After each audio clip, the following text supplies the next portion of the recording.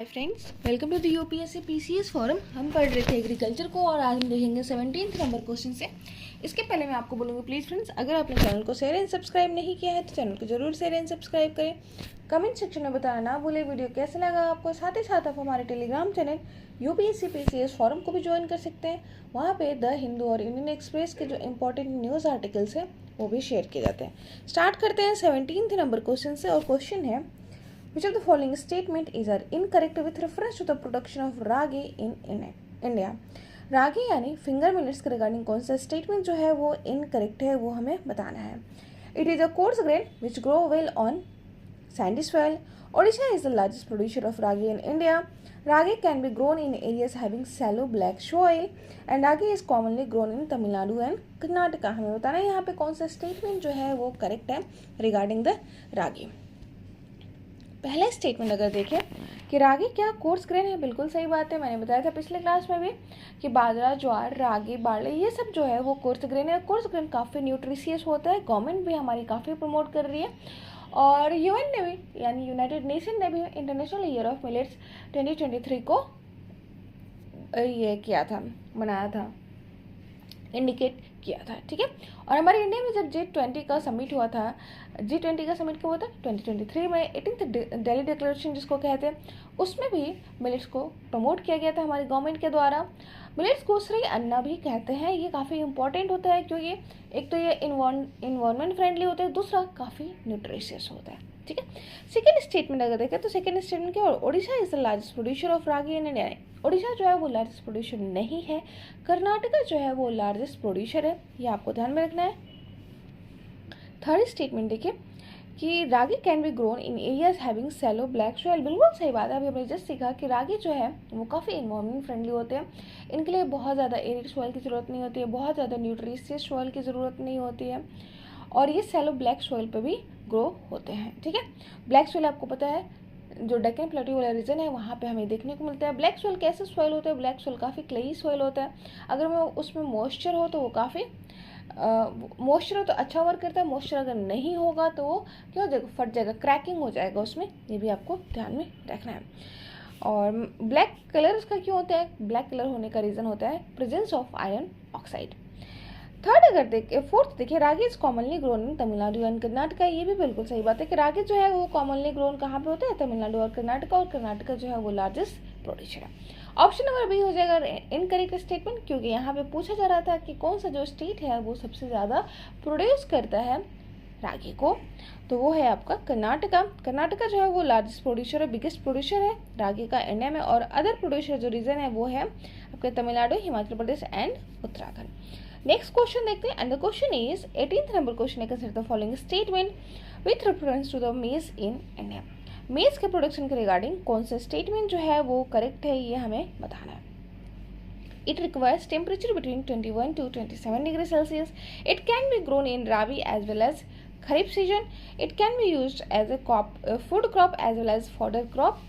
तो हमें बताना है यहाँ पे कौन सा स्टेटमेंट जो है वो करेक्ट है। पहला स्टेटमेंट अगर देखें मेज के रिगार्डिंग तो पहला स्टेटमेंट बिल्कुल सही बात है कि ये टेम्परेचर इसके लिए कितनी ज़रूरत होती है, 21 to 27 डिग्री सेल्सियस। बिल्कुल सही बात है कि मेज के प्रोडक्शन के लिए टेम्परेचर आपका कितना होना चाहिए, 21 to 27 डिग्री, यानी टेम्परेचर वार्म ही होना चाहिए। सेकेंड स्टेटमेंट देखिए कि it can be grown in rabi as well as kharif crop. तो इसको रावी और खरीफ क्रॉप दोनों की तरह ही उगाया जाता है। मेनली ध्यान में रखेंगे कि मेनली ये खरीफ क्रॉप होता है, ये भी ध्यान में रखेंगे। थर्ड स्टेटमेंट देखते हैं। थर्ड स्टेटमेंट है it can be used as a food crop as well as fodder crop. तो ये भी ध्यान में रखना है कि इसको फूड और फॉडर दोनों के लिए ही यूज़ किया जाता है। तीनों ही स्टेटमेंट यहाँ पे करेक्ट है। ऑप्शन नंबर डी हो जाएगा राइट आंसर। एग्जाम में पूछा जा सकता है कि वैसा कौन सा क्रॉप है जिसको फूड और फॉडर दोनों के लिए यूज़ किया जाता है, तो ध्यान में रखेंगे कि वो होता है मेज यानी मक्का। मेज जो होता है वो मेनली खरीफ क्रॉप होता है। ये कौन कौन से स्टेट में मेनली ग्रो किया जाता है, लाइक बिहार में ग्रो किया जाता है। Maize is grown in rabi season also. Maize को राबी सीजन में भी ग्रो किया जाता है, लेकिन ये मेनली खरीफ क्रॉप होता है। ध्यान में रखेंगे कि अगर कभी एग्जाम में पूछा जाए कि खरीफ है कि राबी है तो ध्यान में रखेंगे ये खरीफ है, लेकिन अगर दोनों ही ऑप्शन हो तो आप दोनों ही लगा सकते हैं। ठीक है। मेज का टेम्परेचर जो होता है मेनली कितना होता है, मेज के लिए रिक्वायर्ड टेम्परेचर की जरूरत होती है 21 degree Celsius to 27 degree Celsius. Kharif crop वो क्रॉप होता है जिसको हम ग्रो करते हैं कब, समर में, यानी जो रेनी वाला सीजन होता है उसमें ग्रो करते हैं, और इसको हार्वेस्ट करते हैं विंटर वाले सीजन में। विंटर वाले सीजन यानी अक्टूबर नवंबर वाले टाइम पे, ठीक है। और वेल अच्छे से ग्रो होता है ओल्ड एलुवियल सॉइल में। ओल्ड एलुवियल सॉइल को हम क्या बोलते हैं, भांगर भी बोलते हैं। न्यू एलुवियल सॉइल को खादर कहते हैं, ठीक है। ओल्ड एलुवियल सॉइल आपको कहाँ देखने को मिलता है, ओल्ड एलुवियल सॉइल वहाँ पे देखो जो अपर फ्लड प्लेन जोन होते हैं, अपर फ्लड प्लेन जोन होते हैं, वहाँ पे आपको जो ओल्ड एलुवियल सॉइल है वो देखने को मिलता है। जबकि न्यू एलुवियल सॉइल आपको कहाँ पे देखने को मिलता है, न्यू एलुवियल सॉइल जो होता है वो जहाँ पे कंटिन्यू फ्लड वाला रीजन होता है वहाँ पे आपको न्यू एलुवियल सॉइल देखने को मिलता है, उसको हम खादर सॉइल कहते हैं। तो ये सब आपको पता होना चाहिए।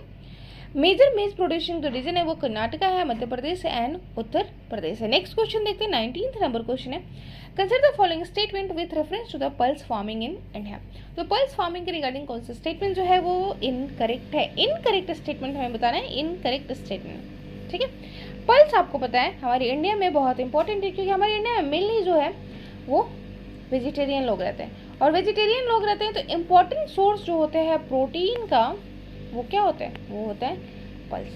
पल्स जो होता है वो इम्पोर्टेंट सोर्सेस है, तो ये भी आपको जाना है। तो इसीलिए हमारे इंडिया जो है वो सेकेंड लार्जेस्ट प्रोड्यूसर है, लार्जेस्ट कंज्यूमर है, लार्जेस्ट इम्पोर्टर भी है, ये भी आपको ध्यान में रखना है। तो India is the second largest producer and largest consumer of pulses in the world. Actually NCERT के रिगार्डिंग जो है वो इंडिया सेकेंड लार्जेस्ट है, लेकिन आप ध्यान में रखें करेंट डेटा के रिगार्डिंग, करेंट डेटा के अकॉर्डिंग जो लार्जेस्ट प्रोड्यूसर है पल्सेस का वो है आपका इंडिया। लार्जेस्ट प्रोड्यूसर ध्यान में रखेंगे कौन है, इंडिया। लार्जेस्ट प्रोड्यूसर है, लार्जेस्ट कंज्यूमर है और लार्जेस्ट इम्पोर्टर भी है, ये भी आपको ध्यान रखिए। Largest producer, largest consumer and largest importer जो है पल्सेस का वो कौन है, इंडिया है। तो यहाँ पर पहला स्टेटमेंट भी हमारा रॉन्ग होता है। सेकेंड स्टेटमेंट देखें, farming of pulses is helpful in improving the quality of soil in India. Farming of pulses जो होता है वो सॉइल की जो फर्टिलिटी होती है उसको इंक्रीज करता है, ये बिल्कुल सही बात है। जो पल्सेस का नोड्यूल्स होता है उसमें आपको देखने को मिलता है क्या चीज़, राइजोबियम बैक्टीरिया, और वो हेल्पफुल होता है किसमें, सॉइल की फर्टिलिटी को इंक्रीज करने में, ठीक है। थर्ड स्टेटमेंट अगर देखें, third statement pulses can not be grown in the Deccan and the central plateau, ये भी गलत बात है। पल्सेस को ग्रो किया जाता है डेक्कन और सेंट्रल प्लेट्यू रीजन में। तो फर्स्ट एंड थर्ड जो स्टेटमेंट है वो हमारा यहाँ पे इनकरेक्ट हो जाता है। ऑप्शन नंबर ए हो जाएगा राइट आंसर। यहाँ पे वैसे सी दिया हुआ है as per the NCERT India is the second largest producer, but current data के रिगार्डिंग इंडिया जो है वो लार्जेस्ट प्रोड्यूसर है पल्सेस का, ये आपको ध्यान में रखना है। ऑप्शन नंबर हो जाएगा ए हमारा राइट आंसर। और पल्सेस का जो फार्मिंग होता है वो मेनली कंसंट्रेटेड होता है dry lands of Deccan and central plateau of north western part of the country. 20 number question देखते हैं। 20 number question is which of the statement with reference to a variety of pulses is incorrect. तो variety of pulses के regarding कौन सा statement जो है वो incorrect है इंडिया में, ये हमें बताना है। तो यहाँ पे gram is rainfed crop which is cultivated in rabi season. B है Maharashtra is the largest producer of red gram in India. The yield of pulse crop is high in the country as compared to the wheat. And the fourth is Madhya Pradesh, Uttar Pradesh, Karnataka, Gujarat are important producer of pulses in the country. हमें बताना है यहाँ पे कौन सा statement जो है वो इनकरेक्ट है। तो पहला स्टेटमेंट जो है वो बिल्कुल करेक्ट है कि ग्राम जो है वो एक रेनफेड क्रॉप है, रेनफेड क्रॉप है, और इसको कल्टीवेट किया जाता है as a rabi crop, rabi crop की तरह कल्टीवेट किया जाता है। राबी क्रॉप और कौन कौन सा हमने देखा था, बार्ले, बार्ले जो है वो राबी क्रॉप है। वीट भी है आपका राबी क्रॉप। उसके बाद हमने देखा था मस्टर्ड, ये सब जो है वो कैसे क्रॉप है, ये हैं आपके राबी क्रॉप, ठीक है। सेकेंड स्टेटमेंट देखते हैं कि Maharashtra is the largest producer of red gram in India. तो सेकेंड स्टेटमेंट बिल्कुल सही है कि महाराष्ट्र जो है वो लार्जेस्ट प्रोड्यूसर है रेड ग्राम का इंडिया में, बिल्कुल सही बात है। थर्ड स्टेटमेंट अगर देखें the yield of pulse crop is high in the country as compare to the wheat, गलत बात है। आपको पता होना चाहिए कि जब हमारा ग्रीन रिवोल्यूशन चल रहा था तो हमने मोस्टली फोकस किस पे किया था, वीट पर और राइस पे। पल्सेस के लिए जो है वो हमने हाई वैरायटी सीड यूज़ नहीं किया है, और इसीलिए पल्स का जो प्रोडक्शन है वो हमारे इंडिया में काफ़ी डिक्रीज हो गया है। फार्मर्स के द्वारा पल्स का प्रोडक्शन भी कम कर दिया गया है। ठीक है, तो इसीलिए हमारा हम लार्जेस्ट प्रोड्यूसर है, लार्जेस्ट इम्पोर्टर हैं, प्रोड्यूसर तो हम हैं ही, लार्जेस्ट इम्पोर्टर भी है पल्स का।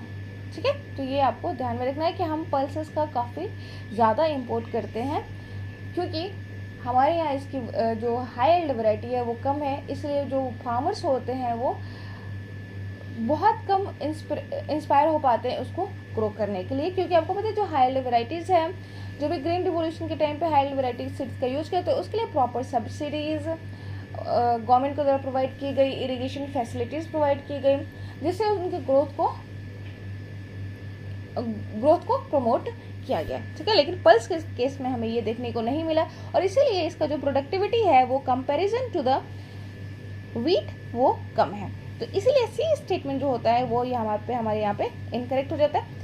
Fourth statement, Madhya Pradesh, Uttar Pradesh, Karnataka, Gujarat are important producer of pulses in the country. बिल्कुल सही बात है। तो मध्य प्रदेश आपको पता होना चाहिए, ग्राम में लार्जेस्ट प्रोड्यूसर है मध्य प्रदेश, लेंटिल में भी लार्जेस्ट प्रोड्यूसर है, ये भी आपको ध्यान में रखना है। तो variety of pulses as the yield of wheat crop is high in the country as compared to the pulses. The yield of pulse produced in India was over 817 kg per hectare. Yield of wheat in India is approximately 3.4 thousand kg per hectare. तो ध्यान में रखेंगे कितना ज़्यादा अंतर है, वो बस 810 मतलब 817 किलोग्राम ही है, और ये है 3400 kg पर हेक्टेयर। ठीक है, 21 नंबर क्वेश्चन देखते हैं। And the question is which of the following group belong to the fibre crop. इनमें से कौन सा जो ग्रुप है वो बिलोंग करता है फाइबर क्रॉप से। पटसन, ग्राम, लेंटिल, ओट, थैचा, cotton, jute, sunn hemp, jute, wheat and cotton. हमें बताना है इनमें से कौन सा जो क्रॉप है वो कैसा क्रॉप है, वो फाइबर क्रॉप है। तो अगर इसमें से हम देखें तो हम इसको एलिमिनेट करके निकाल सकते हैं कि कॉटन जो है वो आपका फाइबर क्रॉप है, जूट भी है आपका फाइबर क्रॉप है, एंड सनहेम्प जो है वो फाइबर क्रॉप है। ठीक है, ऑप्शन नंबर सी हो जाएगा राइट आंसर। देखते हैं एक्सप्लेनेशन में। Cotton, jute and sunhemp belong to the category of the fibre crop, और सनहेम्प जो है वो ओल्डेस्ट फाइबर स्पेसिस है, और इसको कब से ग्रो 600 BC से ग्रो किया जा रहा है। सनहेम्प कैसा क्रॉप है, खरीफ क्रॉप है, खरीफ क्रॉप है, मतलब इसको ग्रो किया जाता है रेनी सीजन में एंड हार्वेस्ट किया जाता है कब, विंटर सीजन में। Cotton is the most important fibre crop of the country, और इनफैक्ट एंटायर वर्ल्ड कॉटन जो है मोस्ट इंपॉर्टेंट फाइबर प्रोड्यूसर है, और कॉटन प्रोड्यूसर जो रीजन है वो महाराष्ट्र, गुजरात वाला रीजन देखने को मिलता है। अहमदाबाद को हम मैनचेस्टर ऑफ इंडिया भी कहते हैं, ये सब आपको पता है। कोयम्बटूर को मैनचेस्टर ऑफ साउथ इंडिया कहते हैं। मुंबई जो होता है वो लार्जेस्ट प्रोड्यूसर होता है कॉटन का, ये सब आपको पता है। ठीक है, यहाँ पे गुजरात दिया हुआ है, लेकिन यहाँ पे मुंबई होगा। मुंबई, हाँ, गुजरात लार्जेस्ट स्टेट हो सकता है, लेकिन Mumbai as a city largest producer है। Jute is the second most important fibre crop of India and West Bengal leads in the jute cultivation, और जूट को आजकल अल्टरनेटिव के रूप में यूज किया जा रहा है। किसके अल्टरनेटिव के रूप में, प्लास्टिक के। प्लास्टिक बैन करने की बात जब की जाती है तो हम जूट को बोलते हैं एज अल्टरनेटिव यूज करने के लिए। जूट का मेनली प्रोडक्शन आपको कहाँ पे देखने को मिलता है, वेस्ट बंगाल वाले रीजन में, और वर्ल्ड में सबसे ज़्यादा अगर आपको देखने को मिलेगा तो वो आपको देखने को मिलेगा बांग्लादेश में। ठीक है, तो वेस्ट बंगाल, ओडिशा, बिहार वाला जो रीजन होता है वो मेन इंपॉर्टेंट रीजन है जूट के प्रोडक्शन के लिए। जूट के प्रोडक्शन के लिए सबसे ज़्यादा जरूरी होता है न्यू एलुवियल सॉइल, यानी ऐसे सॉइल जो पर ईयर मतलब हर साल उनको नया एलुवियल सॉइल चाहिए होता है। फ्लड के द्वारा जो सॉइल्स लाए जाते हैं ये इसके लिए काफ़ी इंपॉर्टेंट होते हैं जूट प्रोडक्शन के लिए। ठीक है, तो ये आपको ध्यान में रखना है। नेक्स्ट क्वेश्चन देखते हैं, 22 नंबर क्वेश्चन है the leading producer of soybean in India. तो लीडिंग प्रोड्यूसर जो है सोयाबीन का वो इंडिया में कौन सा है ये हमें बताना है। उत्तर प्रदेश, मध्य प्रदेश, बिहार एंड राजस्थान। तो इनमें से कौन सा जो है वो लीडिंग प्रोड्यूसर है, तो मध्य प्रदेश जो है वो लीडिंग प्रोड्यूसर है सोयाबीन इन इंडिया में। Production of soybean is dominated by Maharashtra and Madhya Pradesh, जो कंट्रीब्यूट करते हैं 89% ऑफ द टोटल प्रोडक्शन। तो ध्यान में रखेंगे मध्य प्रदेश और महाराष्ट्र में ही 89% जो होता है सोयाबीन का प्रोडक्शन देखने को मिलता है। राजस्थान, आंध्र प्रदेश, कर्नाटका, छत्तीसगढ़ और गुजरात जो है वो रिमेनिंग 11% प्रोडक्शन को कंट्रीब्यूट करते हैं। नेक्स्ट क्वेश्चन देखते हैं। नेक्स्ट क्वेश्चन है 23rd number question, which of the following state is the largest producer of ground nut in India. तो ग्राउंड नट का लार्जेस्ट प्रोड्यूसर कौन है इंडिया में, ये हमें बताना है। तो यहाँ पर हो जाएगा आपका गुजरात। गुजरात जो है वो लार्जेस्ट प्रोड्यूसर है ग्राउंड नट का। तो महाराष्ट्र, वेस्ट बंगाल, राजस्थान और गुजरात में सबसे ज़्यादा जो प्रोड्यूसर है ग्राउंड नट का वो है आपका Gujarat. The largest producer of ground nut in India is Gujarat. और अगर वर्ल्ड में बात किया जाए कि वर्ल्ड में सबसे ज़्यादा ग्राउंड नट का प्रोडक्शन जो है वो कौन सा स्टेट करता, कौन सा कंट्री करता है, तो ध्यान में रखेंगे चाइना। अगर सोयाबीन के इसमें पूछा जाए कि सोयाबीन में इंडिया का कौन सा रैंक है, तो सोयाबीन में इंडिया का जो रैंक है वो 5th है। ठीक है, वर्ल्ड में सोयाबीन का रैंक जो है वो 5th लार्जेस्ट प्रोड्यूसर है इंडिया का। जबकि अगर ग्राउंड नट में बात किया जाए तो ग्राउंड नट में आपका 2nd लार्जेस्ट प्रोड्यूसर है इंडिया। ठीक है, तो largest producer of ground nut in India in Gujarat. The other major ground nut growing states are Andhra Pradesh, Tamil Nadu, Karnataka, Maharashtra and Rajasthan. Gujarat is the largest groundnut producing states, accounting for 40% of total groundnut produced in the country. तो groundnut कितना produce होता है गुजरात में? Around 40% of the total groundnut का जो production होता है उसमें से 40% गुजरात में आपको देखने को मिलता है। India produces about 19.5% of total groundnut production in the world. तो इंडिया 2nd लार्जेस्ट प्रोड्यूसर है और टोटल कितना प्रोड्यूस करता है? 19.5% of the total groundnut production in the 24th number question देखते हैं। The question is which of the given statement is correct with reference to the rapeseed and mustard. तो mustard और rapeseed के regarding कौन सा statement जो है वो करेक्ट है? This are cultivated during the rabi season as well as kharif season in central India. Second statement देखते हैं। सेकेंड स्टेटमेंट है Rajasthan is the largest producer of this crops. These crops show high resistance to frost and they can grow in extremely low temperature। हमें बताना है यहाँ पे कौन सा स्टेटमेंट जो है वो करेक्ट है regarding the rapeseed and mustard. तो यहाँ पे हमारा करेक्ट स्टेटमेंट जो हो जाएगा वो हो जाएगा Rajasthan is the largest producer of this crop. तो राजस्थान जो है वो लार्जेस्ट प्रोड्यूसर है रेपसीड और मस्टर्ड का। लेकिन अगर बात की जाए प्रोडक्टिविटी की, तो प्रोडक्टिविटी में गुजरात जो है वो लार्जेस्ट प्रोड्यूसर है किसका? मस्टर्ड का। तो ये आपको ध्यान में रखना है। प्रोडक्शन और प्रोडक्टिविटी में आपको ध्यान रखना है। प्रोडक्शन क्या होता है कि जब लार्जेस्ट एरिया में लार्जेस्ट उनका मतलब क्वांटिटी में अगर लार्जेस्ट बोला जाए तो वो है राजस्थान। लेकिन पर इल्ड पर हेक्टेयर अगर बात किया जाए, पर हेक्टेयर किसका इल्ड ज़्यादा है तो इसको प्रोडक्टिविटी कहते हैं। और ये प्रोडक्टिविटी में आपको देखने को मिलेगा गुजरात। ठीक है, ये आपको ध्यान में रखना है। ऑप्शन नंबर बी हो जाएगा राइट आंसर, क्योंकि यहाँ पे पूछा जा रहा था लार्जेस्ट प्रोड्यूसर। तो राजस्थान जो है वो लार्जेस्ट प्रोड्यूसर है रेपसीड एंड मस्टर्ड का। हरियाणा जो है वो 2nd लार्जेस्ट प्रोड्यूसर है। हरियाणा की प्रोडक्टिविटी भी 2nd लार्जेस्ट पे आती है। प्रोडक्टिविटी में अगर बात किया जाए तो वो होता है कौन सा? Gujarat. Rapeseed and mustard are the main oil seed crop for the rabi season. Rapeseed और मस्टर्ड जो होता है वो मेन ऑयल क्रॉप होता है, ध्यान में रखेंगे। एक और ऑयल का पाम ऑयल का भी नाम आपने सुना होगा। यूपीएससी में ये क्वेश्चन भी पूछा गया था। तो यूपीएससी में ये क्वेश्चन था कि पाम ऑयल का लार्जेस्ट इंपोर्टर जो है एक्सपोर्टर जो है वो कौन सा है? तो इंडोनेशिया और मलेशिया वाला रीजन है।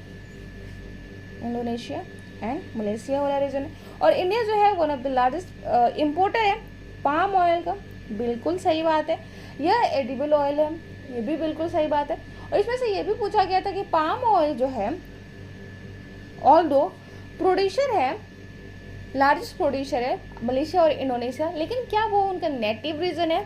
तो नहीं, नेटिव रीजन जो है पाम ऑयल का वो आपको मलेशिया और इंडोनेशिया नहीं देखने को मिलेंगे। तो ये सब आपको एग्जाम में ऐसे भी क्वेश्चन पूछते हैं। दीज आर सब ट्रॉपिकल क्रॉप्स कल्टिवेटेड ड्यूरिंग राबी सीजन। तो मस्टर्ड और रेपसीड जो होते हैं वो कैसे क्रॉप्स होते हैं? ये आपके राबी सीजन होते हैं। राबी सीजन वाले क्रॉप होते हैं। सब ट्रॉपिकल क्रॉप्स होते हैं। सब ट्रॉपिकल क्रॉप्स वैसे क्रॉप्स होते हैं जिसमें आपको टेम्परेचर की आवश्यकता जो होती है वो कम होती है। इसको ग्रो कब किया कहते हैं? विंटर में इसको शो करते हैं और हार्वेस्ट करते हैं कब? मार्च अप्रैल वाले पीरियड में। ठीक है, और ये फ्रॉस्ट सेंसिटिव क्रॉप्स होते हैं। ये फ्रॉस्ट में नहीं इनको ग्रो किया जाता है। ठीक है, and their yield fluctuate from year to year. और इनका जो यील्ड होता है वो फ्लक्चुएट करता है। This crops can not be grow in extremely low temperature. Extremely low temperature पर इनका ग्रोथ नहीं किया जा सकता। नेक्स्ट क्लास में हम पढ़ेंगे 25th नंबर क्वेश्चन से। आज के लिए इतना ही। Thank you so much.